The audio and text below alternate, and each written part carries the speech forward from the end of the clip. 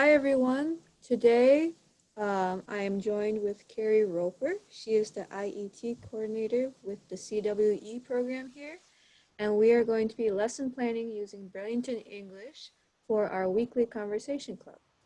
As a side note, you and your learner can join us for our weekly conversation club. So stay tuned. All right, perfect. Thanks, Tia.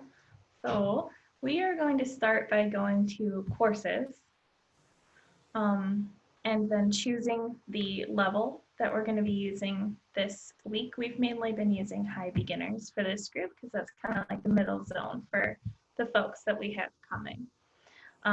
Before we get started looking at the in-class lessons, I just like to point out the course and lesson planner because that can be really helpful when you're deciding which lesson to start with your learner first. You do not need to go in order. And so what I would direct you to download is going to this course information, and underneath About Burlington Core, you'll find this scope and sequence. This is similar to a scope and sequence you would find in the front of any book, where you can see just the general lesson and topic for each of the modules. You can see that Burlington English uses listening, grammar, reading throughout each module. So there's a lot to choose from. We are actually going to be continuing through module 9, which is in the community. So we've been talking about some community-based topics such as recycling and traffic. And now we are on lesson 4, week 4 of our virtual conversation club. And the topic we'll be looking at today is reviewing some time expressions. Now, another thing that is useful when you are planning your lesson is to look at the lesson plan. They have them here on Burlington English for you to download and print. And you can see here, I'm in module 9 in the community, and we are doing lesson 4. And you can just click on the lesson plan, and it'll give you some about the lesson backgrounds, what you'll be learning, as well as some directions of what you as a teacher will do to ask students to write their own sentences, kind of some tips of what to do, some additional activities, and then there's also an expansion worksheet that you can find as well.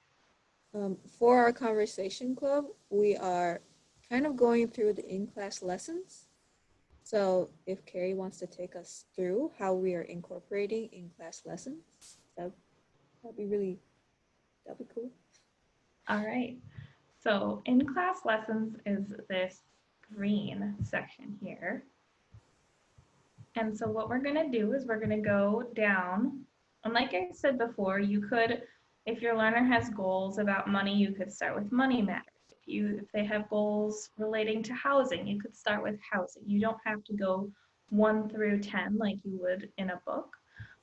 They're pretty separate sections. One note though is the grammar does get harder as you go down. So in section 1, you're reviewing present tense for this level, but then we're going through time expressions in module 9, so it is a little bit more hard. So if we click on grammar, review of time expressions, we can look and see what activities they have available to use in this lesson. So it'll start with kind of an icebreaker, an introduction to the topic. So you can see a conversation between 2 people here, and it goes through the lesson objectives. The lesson objectives for this week are pretty simple.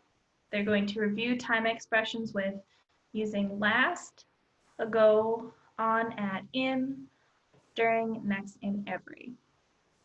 You can see the conversation here. They try and incorporate a couple of them, so He says, in the past, there are a lot of road accidents at the intersection. Next year, the town will build a traffic circle. Looking at like the lesson plan that they provide for us, that is exposing them to the grammar and the topic. And then you could further, have them try and use it themselves too, before you get started with the lesson, just to see how familiar your learner is.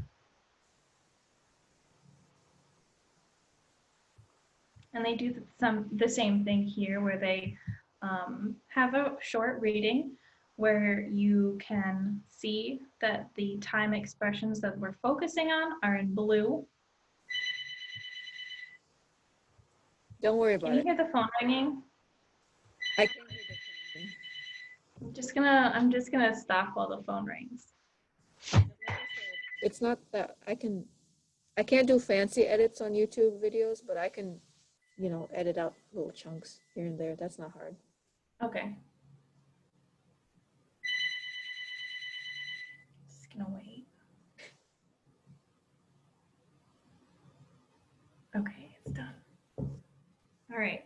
So you can see in blue that the words that we're focusing on are significant so that the learner can identify them and their usage within the sentence. And then there's just a short true or false activity here. Tia, I think that this would be good to use in Conversation Club. We could have the learners take turns reading the sentences just to get some practice and then answer the true or false questions together. I agree. Mm-hmm. Let's look at the presentation. So this is a grammar unit. So the presentation is usually going to have some sort of chart. So we can see that this chart is pretty minimal.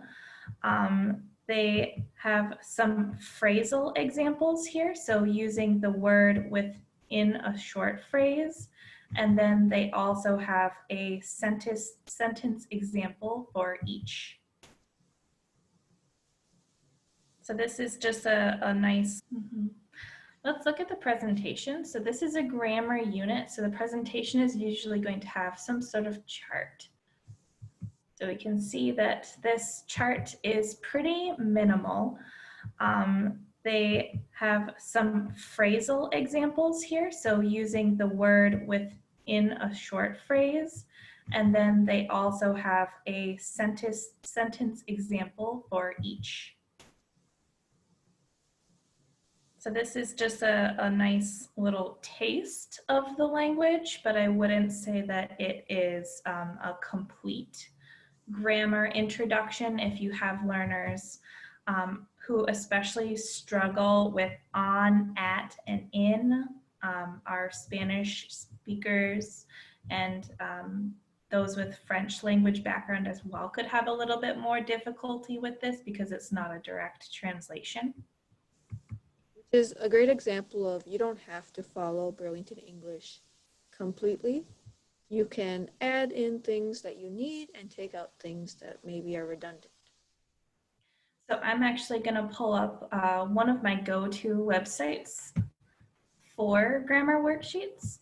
That is allthingsgrammar.com. And they have on the side here alphabetical different lessons that you can use for grammar. And I have selected the time with at, in, and on because I think that's most important to focus on with the group of learners that we have, just because that can be more confusing. We have a nice little grammar discussion question and answer here. It looks like if you were using it in person, you would cut it into strips and maybe pull a question out of a hat or something. But for our purposes, maybe we'll reformat this and use it in our breakout discussion for later on in our conversation club. But there's a nice chart here with some additional practice. So I think this will be the one that we end up using. You can just click free download. It'll pull it up.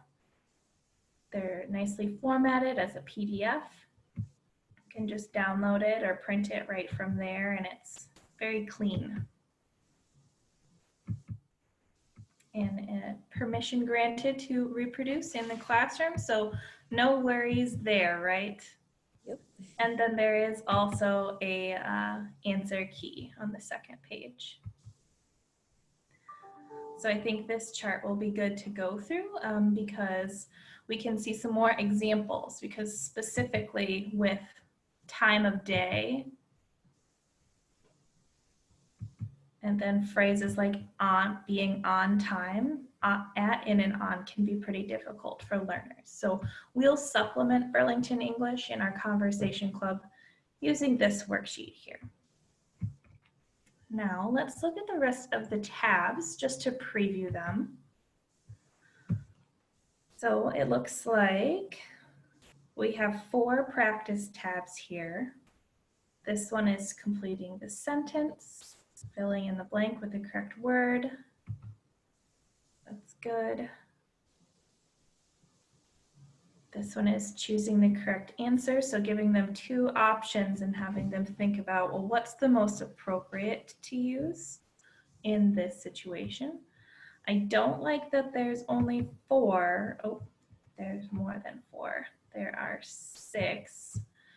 So for a larger group, we might have to have a couple people discuss what they would pick.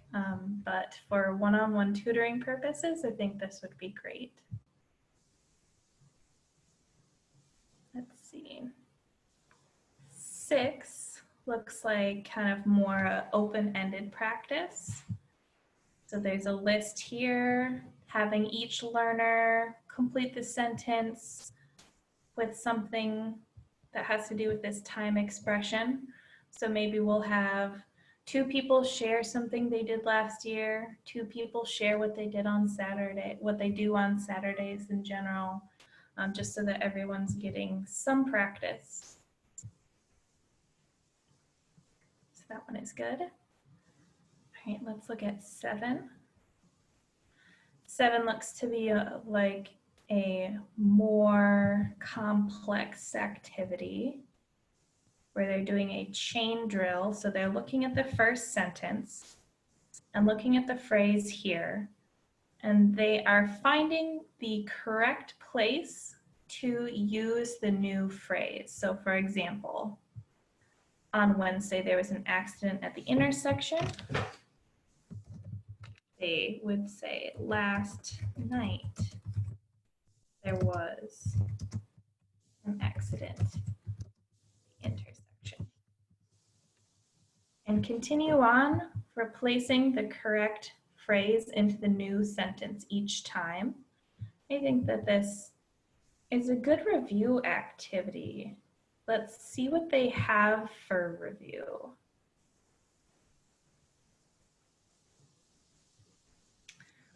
So the review activity here only has 5 sentences, and they are going to correct the errors in bold. So there is an error for sure in each sentence, and they have to change it.